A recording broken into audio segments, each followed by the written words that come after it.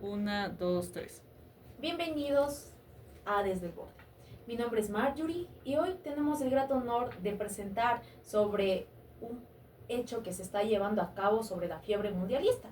Para ello, queremos ir más allá de goles o estadísticas, porque en las canchas no solamente se juega fútbol, se juega identidad, también se juega política y se habla también de una historia a través de cada país que se presenta. Para ello tenemos la grata presencia y una presencia muy especial del doctor Patricio Pilca. Es sociólogo de cultura y es docente de la Universidad Central del Ecuador. Patricio, buenas tardes. ¿Cómo te encuentras el día de hoy? Bien, muchas gracias.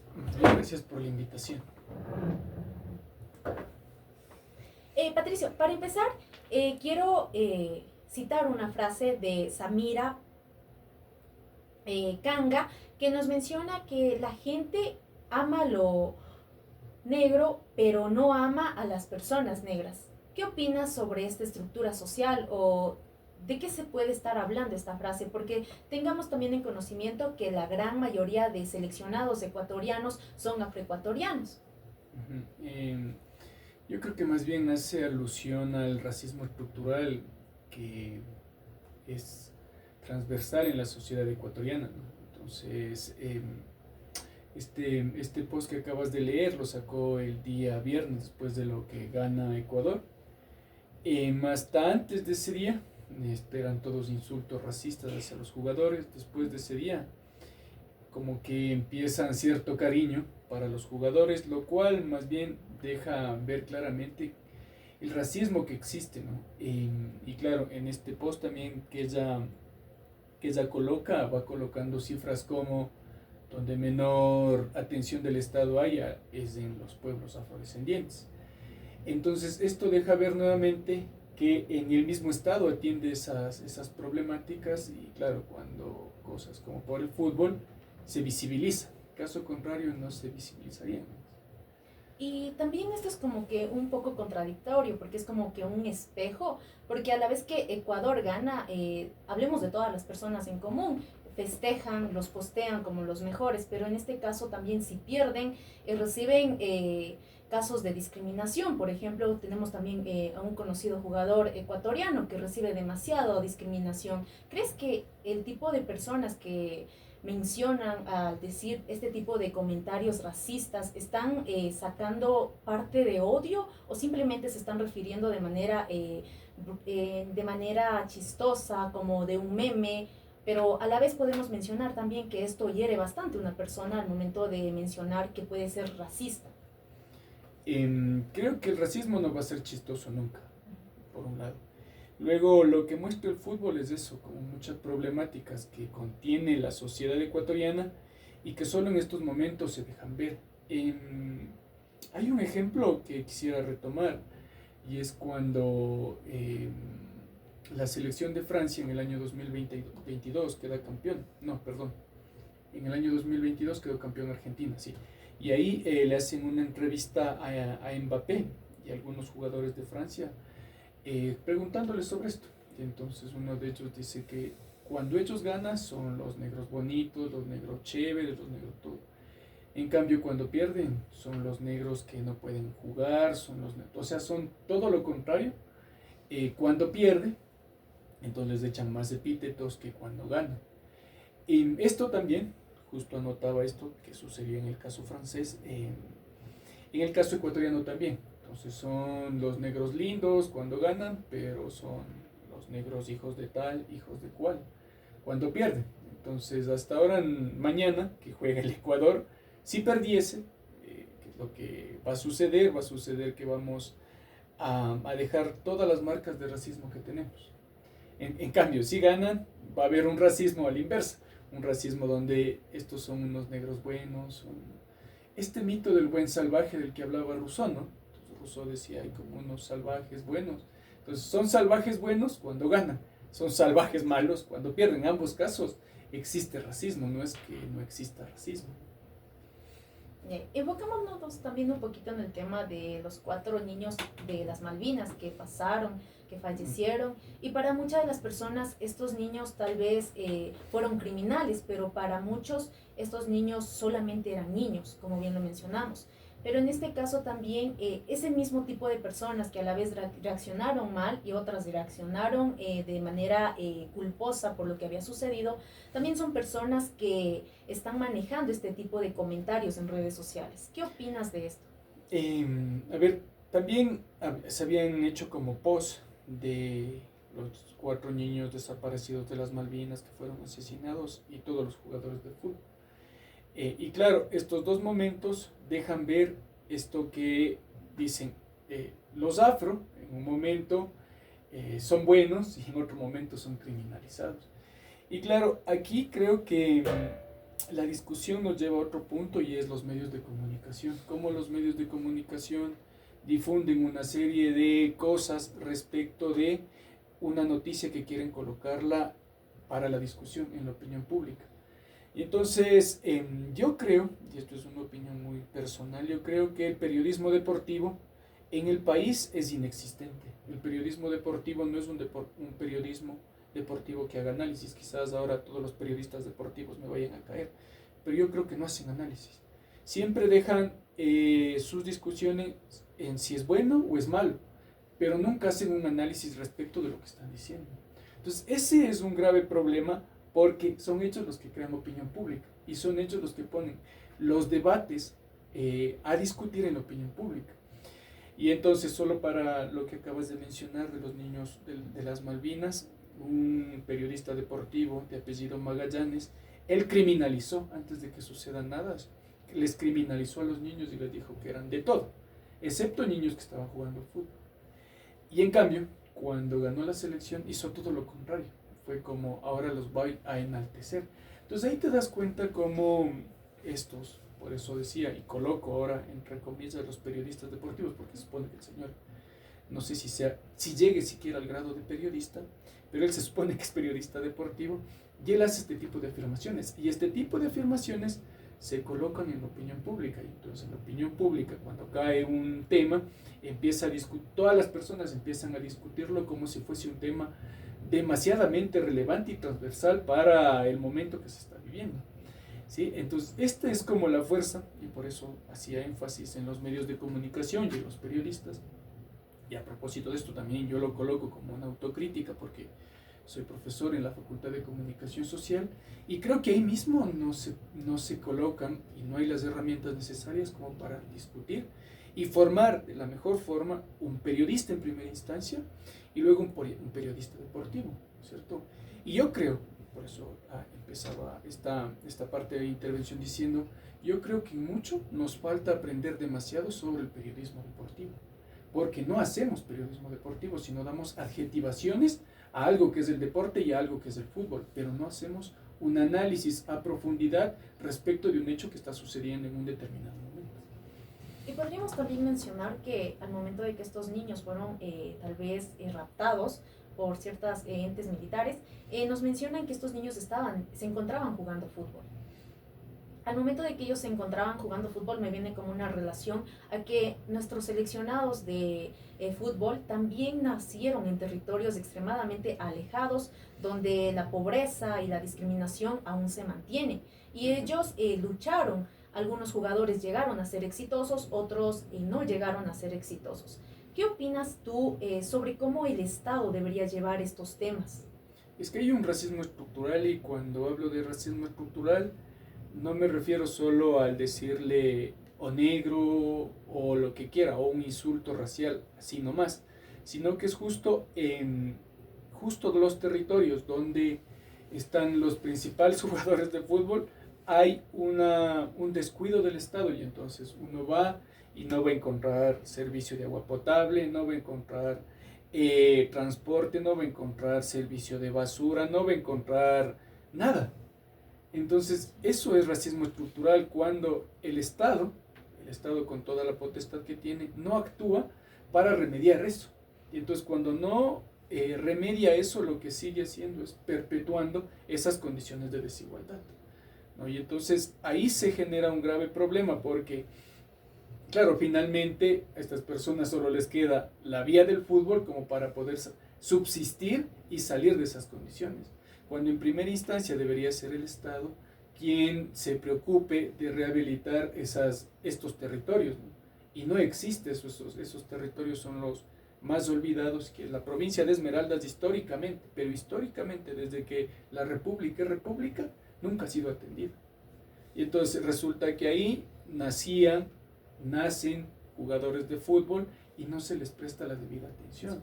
Uno puede decir lo mismo del Valle de Chota, uno puede decir lo mismo de algunas zonas en Guayaquil, donde no existe la preocupación del Estado por de alguna forma incentivar aspectos culturales o aspectos deportivos. Todo lo contrario, el Estado lo que hace, o el Estado actual al menos lo que hace es quitar los fondos en términos deportivos o culturales a estos territorios. Y ahí es como, si es que esto sucede, lo que va a continuar sucediendo es que hay una perpetuación de esas desigualdades que ya estaban dadas. No es que se están dando, sino que eran desigualdades históricas que se vienen repitiendo. Ahí cambiando un poquito también del tema, bueno, no tan a fondo, quisiera hablarte también sobre el Mundial que se está llevando a cabo del 2026, que nos menciona también bajo noticias que Estados Unidos no permitió hospedarse a la selección de Irán. También esta misma tomó como, lo tomó como,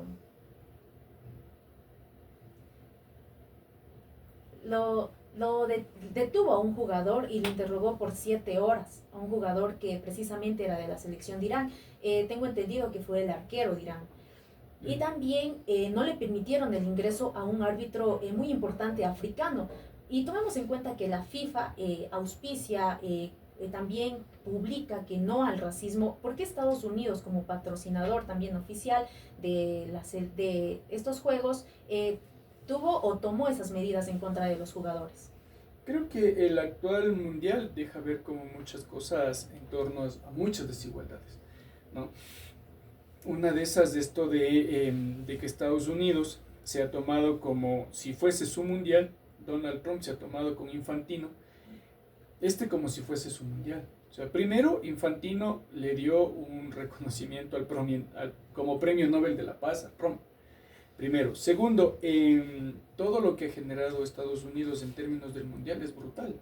Entonces, no sé, solo voy a colocar un ejemplo. Se supone que son 3 países los organizadores, y está México, Estados Unidos y Canadá.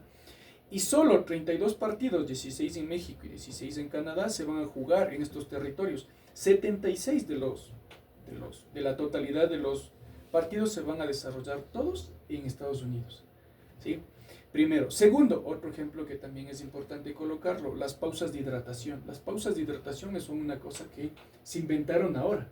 No es que las pausas de hidratación eran siempre, sino que ahora para vender mayor publicidad en el intermedio de los partidos, hacen estas pausas para hidratarse, lo cual no tiene mucho sentido. Si uno equipara, le están dividiendo a los partidos de fútbol en 4 momentos. Entonces, un primer momento que va hasta el minuto 20, 21, según lo considere el árbitro, y la otra parte hasta el finalizar. Y lo mismo en el segundo tiempo.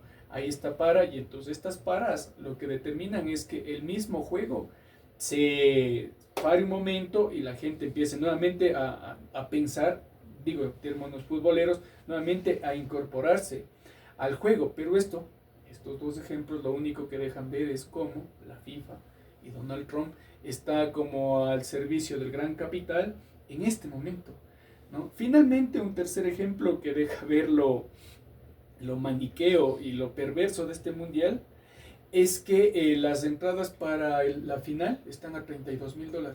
$32,000, o sea, van a entrar solo las personas realmente millonarias a la final del fútbol. No va a entrar cualquiera, no es como el partido Ecuador que jugaron los 2 primeros o hasta el tercero, sino que a ese partido solo van a llegar los ultramillonarios que tienen $32,000 para pagar esa entrada. Si uno considerase esa cantidad de dinero, más o menos en la ciudad de Quito sería como un departamento, ¿sí? Quizás en otras ciudades más, pero imagínense lo que significa que la FIFA coloque ese precio a las entradas. Y claro, el justificativo que han dado es: nosotros queremos evitar la especulación, ¿sí? queremos evitar la especulación porque si los precios salen, por ejemplo, a $1,000, en el mercado va a haber tal cantidad de consumidores que van a ir subiendo los precios y van a ganar los que tienen esos boletos. Y tratando de justificar esto, dicen que quieren evitar esta terciarización de los precios y entonces colocan directamente los $32,000 para que paguen en la final. Y entonces uno mira y dice que esto es totalmente desproporcionado, ¿no? Y es lo que está sucediendo actualmente con el Mundial, ¿no? Y finalmente, como para cerrar esta parte, es cómo la FIFA es una ONG que funciona a nivel mundial y todo el dinero que se mueve ahí. Entonces no nos olvidemos de los FIFA Games que hace algunos años atrás habían destapado toda la corrupción, donde estaban involucrados desde jugadores pasando por árbitros y también directivos. Entonces como que la FIFA no tiene como mayor, por llamarlo de alguna forma, la seriedad que debería tener una institución para organizar un torneo de este tipo.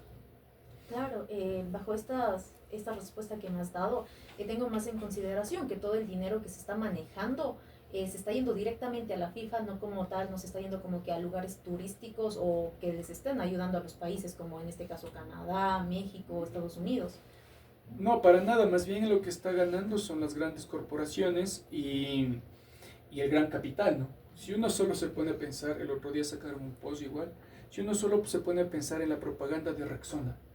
Rexona es el único auspiciante que está en los cambios, no sé si se han fijado cuando hay los cambios, está en el tablero de los cambios, aparece Rexona.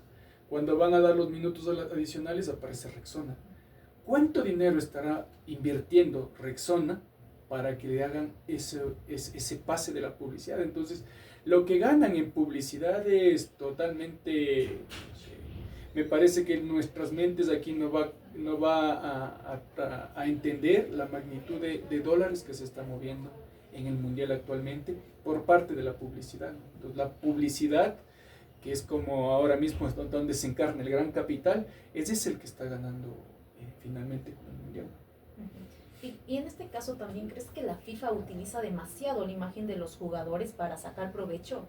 Sí, claro, porque no, es que justo esto quería mencionarlo también. La publicidad es como el gran dispositivo, por llamarlo de alguna forma, con el cual el capital logra reproducirse más rápidamente. Entonces utilizan figuras de todo tipo, ¿no? Los utilizan a los jugadores, utilizan marcas, utilizan de todo para que se reproduzca más pronto el capital en estos territorios y especialmente en los Estados Unidos a propósito del mundial. Entonces, todas las ganancias que va a generar van a ser incalculables, ¿no? Abordando también un poquito más de este tema, ¿consideras que el fútbol es político en cierto aspecto? Sí, claro, es totalmente político el fútbol, totalmente político, porque, por ejemplo, solo para colocar un ejemplo de esto, hasta antes del Mundial nadie sabía que las selecciones africanas, casi todas en el siglo XX, todavía siguen siendo o colonia portuguesa, o colonia francesa, o colonia inglesa. No, es con el Mundial que la gente dice, miren, no sé, en 1960 parece que o Egipto, Marruecos, o Cabo Verde, o Costa de Marfil, eran todavía colonias. Entonces eso hoy se nos hace impensable, pero resulta que en el siglo XX, es decir, hace nada, todavía existían las colonias, y es por eso que, entonces, más bien dicho, esta es una muestra clara de cómo el fútbol deja mirar muchas cosas políticas, ¿no? Y lo mismo, otro ejemplo de aquello son los jugadores, ¿no? Como jugadores naciendo en un territorio se identifican con otro territorio y juegan para ese territorio, ¿no? Por ejemplo, Senegal tenía algunos jugadores franceses y algunos jugadores franceses decidieron no jugar por Francia y más bien jugar por Senegal. O el caso del hijo de Zinedine Zidane, que es Lucas Zidane, que él decide por su abuelo, decide ya no jugar por Francia, sino jugar por Argelia. Entonces esas cosas solo son posibles conocerlas gracias a un mundial, porque si no se daría un evento como estos, difícilmente pudiéramos conocer este tipo de hechos. Ya digo, lo de los jugadores, otro de los jugadores de los hermanos Dubet, el uno juega para Costa de Marfil y el otro juega para Francia. Esas cosas son impensadas si no sucede un campeonato del mundo. Entiendo. Entonces, también hablemos un poquito más sobre cómo se ha roto el silencio entre jugadores. Hablemos sobre Kylian Mbappé, que se lo conoce como un futbolista politizado porque él llama a la gente al voto contra la derecha. Ujú. Sí, lo que ha hecho Mbappé es desde el principio bastante político, ¿no? Cuando él, en alguno de los partidos en el anterior campeonato, él usaba esto de arrodillarse y colocar un pie para arriba y así, que hacían los primeros atletas negros que compitieron en las Olimpiadas. Entonces, eso ha hecho él. Y entonces también ha tenido una postura frente a los gobiernos de Francia, también ha tenido una postura política, me refiero, frente a algunos hechos que han ido sucediendo. No solo Mbappé, ¿no? Sino Yamil Yamal, el jugador de España, él, cuando quedaron campeones, él se colocó una bandera de Palestina. Entonces hay cosas que van sucediendo con los jugadores que van mostrando cuáles son como sus inclinaciones políticas. Claro, esto como que luego les va a traer como problemas, pero sin embargo, a pesar de ello, los jugadores deciden hacerlo porque saben también que es el único momento, un mundial donde van a poder hacer eso, donde van a poder manifestar sus posiciones, donde van a poder decir cosas. Imaginémonos esto que sucedió el otro día con Irán, que me parece que es la cosa más injusta, que un país que ha ganado su pase para el mundial tiene que jugar en Estados Unidos y como los Estados Unidos no le quiere, tiene que salir a México, descansar en México, volver al siguiente partido a los Estados Unidos, salir y así estar en ese juego constante también me parece que es algo terrible y eso lo ha dejado ver el capitán. El capitán el día que ya quedaron como eliminados, porque además parecía que quedaban eliminados de una forma medio fraudulenta, él habló al final y dijo que todas las injusticias que están pasando en el Mundial no es una cosa muy coincidencial, sino que es una cosa sistematizada y muy bien planificada para que suceda eso. Y claro, muchos al inicio del Mundial decían que justo para darle como cierto tipo de dignidad al Mundial nadie debería presentarse. Claro, eso no iba a pasar por todos los auspiciantes que estaban alrededor del Mundial, pero ya se dijeron estas palabras de miren todo lo que están sucediendo con las selecciones en este momento es un problema, no puede suceder que a las selecciones africanas a todas se les tenga que revisar todo, ¿sí? Y tenerles por horas en el aeropuerto para que ingresen a los Estados Unidos.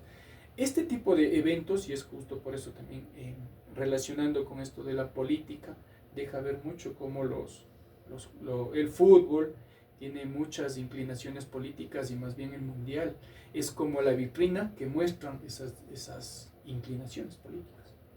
Sí, abordando también todo el aspecto de racismo, de lo que ha sucedido también con la selección de Irak, se deja también bastante de qué hablar la FIFA, porque ellos hacen, como te mencionaba, ellos garantizan la seguridad de cada jugador, pero no se garantiza como debe ser, porque si juegan en algunas ciudades, países, se les menciona la tarima donde se encuentran las personas que son fans de algunos deportes, de algunos deportistas, empiezan a lanzarles hate o los tachan por su color de piel, les dicen demasiadas cosas y sin embargo aquí no se encuentra como que una seguridad específica al momento de que ellos participan en este tipo de eventos.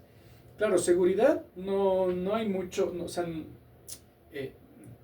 los futbolistas no todos son tratados de igual forma, sino que hay futbolistas que son tratados de distinta forma de acuerdo a la relación que tengan con el poder. Entonces, esto que acabo de decir con Irán es un caso muy concreto de futbolistas que no están tratados de forma igual que otro futbolista, sino que han sido denigrados y que han sido totalmente discriminados, ¿no es cierto? Y se les ha tratado de la peor forma, ¿no? Y que se ha dejado ver esto en estos días, ¿no? Sí. Y como para finalizar el tema sobre la FIFA, ¿qué opinas tú o qué deberían como abordar la FIFA para que este tipo de problemas ya no existan? Bueno, nunca van a dejar de existir, pero más o menos se mantengan al margen para que los jugadores sientan esa seguridad. Porque también se han escuchado casos que algunos jugadores se han quitado la vida por este tipo de eventos o por este tipo de discriminación que reciben. O sea, en primera instancia yo creo que lo que hace falta es que la FIFA tenga como menos inclinaciones y relaciones directas con el poder. Y eso ya es una cosa demasiadamente difícil, ¿no? Porque hoy, justo hoy, en este mundial lo que se muestra es una relación muy cercana entre Infantino y Trump. Entonces, eso en primera instancia debería existir como esa separación, que está muy complicada. Justo por eso es que el fútbol mismo es una cuestión demasiadamente política como para poder separarlo. Lo otro que sí debería tomarse en cuenta es todos los países del sur global participando. Cuando me refiero a los países del sur global, me refiero a los países de África, por ejemplo, que han sido totalmente discriminados y, o sea, totalmente dejados de lado. Y entonces este tipo de cosas creo que son importantes retomarlas. Retomar también que el mundial visibiliza cosas. Yo estoy totalmente en contra de aquella afirmación que seguramente más de uno habrá escuchado, esto de es que el fútbol es el opio del pueblo y es el circo del pueblo. Yo estoy totalmente en contra de esas afirmaciones porque no creo que sea así. Creo que el fútbol deja y visibiliza muchos de los problemas sociales que cada país tiene, que cada territorio tiene. Y creo que no se reduce a una cosa de es que el fútbol es el opio del pueblo y por tanto eso.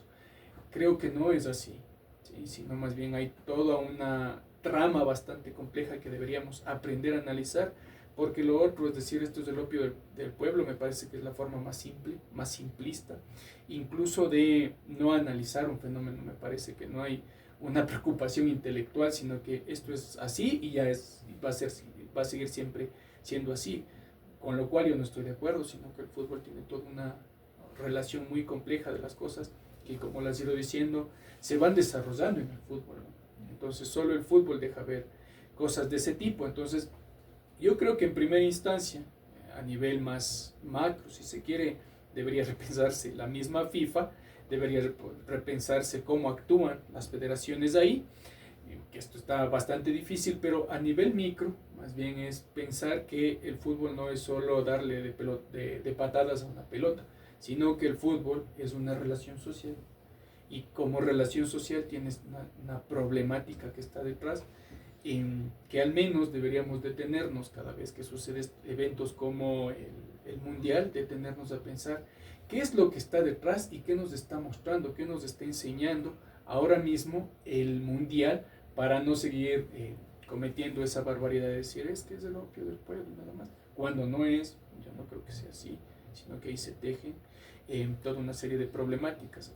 Incluso yo, para hacerlo más sociológico al asunto, yo diría que el fútbol es un hecho social, tal como lo definía Durkheim, ¿no? Como todo tiene todo un andamiaje que debe ser analizado, y que detrás de ese análisis entonces está todo lo rico que nosotros podamos aprender de eso. Y finalmente, para terminar con este podcast, quisiera preguntarte o decir si me puedes ayudar con consejos para esta sociedad, porque hay muchos jóvenes que sueñan con ser deportistas. ¿Qué opinas si el Estado deberían apoyarles para que ellos saquen en adelante también a nuestra selección? Porque varios de nuestros jugadores también tengo entendido que ya se retiran durante este mundial. Sí, claro, ya se retiran algunos que ya han ido cumpliendo su ciclo. No sé si consejos, la verdad yo más bien problematizaría ahí el asunto, y una de las cosas que sí se deben tomar en cuenta para una problemática como el fútbol es la participación del Estado. Creo que la participación del Estado ahora mismo es nula o casi nula. Y entonces, ¿qué es lo que sucede en territorios donde son canteras de fútbol? No se les está prestando la debida atención. Más bien, esos territorios ahora mismo están controlados por las mafias.